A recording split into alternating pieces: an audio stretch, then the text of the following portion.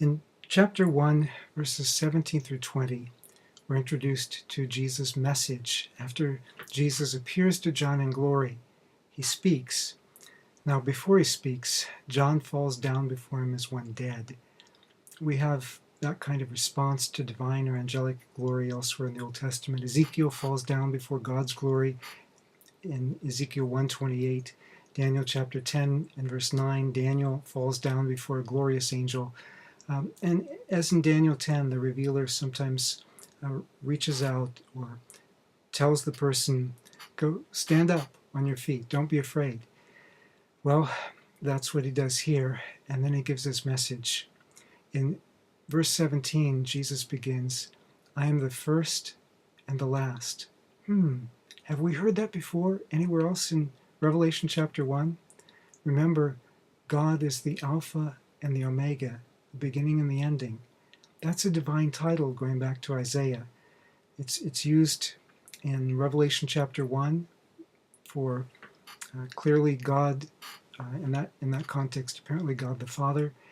It's used also in the book of Isaiah, clearly for God. And so Jesus is not merely claiming to be the firstborn here, as in chapter 1, verse 5, but he's claiming to be divine. If you look in chapter 22, verses 12 and 13, you see there also that Jesus is apparently speaking there, and he claims to be the Alpha and the Omega, the beginning and the end, first and the last. He's also the living one.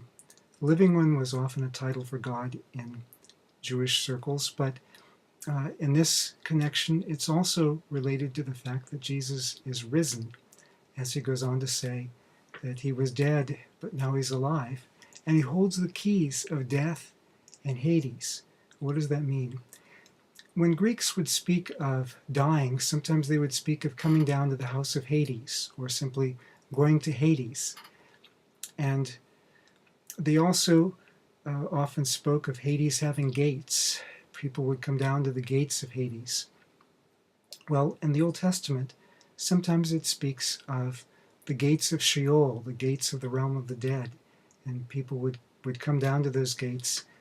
The gates of death and the gates of Sheol are sometimes translated in the Greek version of the Old Testament, the gates of Hades.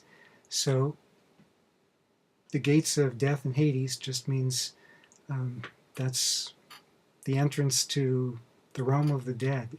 Jesus holds the keys to death and Hades. Now, in an ancient palace, usually there was just one pair of keys because they were so bulky, most people couldn't carry them around. So you'd have one person, the major domo. But that was a very important official because that was the person who controlled access to the king. And that's what we have here. Now, you have similar expressions elsewhere regarding deities who rule over the realm of the dead. So, for example, Greeks would speak of Hades holding the keys to the realm of the dead. In Latin sources, that's Pluto. In Egyptian sources, they would speak of Anubis holding the keys to the realm of the dead. But what about Jewish sources, the worshippers of the one true God? Jewish sources, like in the Wisdom of Solomon, 16:13. It's not in the Bible. It's, if you're Protestant, it's not in the Bible. It's in what we call the Apocrypha. But in Jewish tradition, there was only God had the authority over life and death. And so Wisdom of Solomon 16:13 says, you have the authority over life and death, and you lead down to the gates of Hades, and you bring up from there. So what if a mortal emperor threatened them with death? What if we have to face death or sorrow or mourning in this life? What if we are challenged with things that want to lead us away from God? Let's remember the one who holds the keys of death and Hades. Death itself couldn't hold him. Death itself can't hold us because he knows every hair on our head. And ultimately, our future belongs to him. Now, we see that also with Jesus being among the lampstands. The churches may be messed up, but the Lord hasn't abandoned them. He's still standing among these lampstands. Even Ephesus, where he goes on to tell them in the in the next chapter, your lampstand is going to be taken from your place if you continue the way you're going and don't regain your first love. But Jesus is still among the lampstands, and that's encouraging to me, because I look around and see there are a lot of churches that are in some serious disarray spiritually, but that doesn't mean Jesus has given up on them. And that means that we can continue to pray too, and continue to work for the renewal of the church. Jesus dwells among us, as we see in chapter 21 and verse 3. He'll dwell among us forever and in an even fuller way. We also see here in chapter 1, verse 20, Jesus explains the stars in his hand. Now, as far as the Greeks were concerned, the 7 stars referred to the 7 irregular stars, what they called the planets, the wandering stars, the ones that didn't go around the sky the way the other ones did. And of course, we know there are more than 7 planets, but those are the ones that they knew about. And Greeks thought that astrology, or many Greeks thought that astrology controlled the future. And that was an up-and-coming view. It was a view that was spreading in the eastern part of the empire especially, and starting to spread in the western empire as well.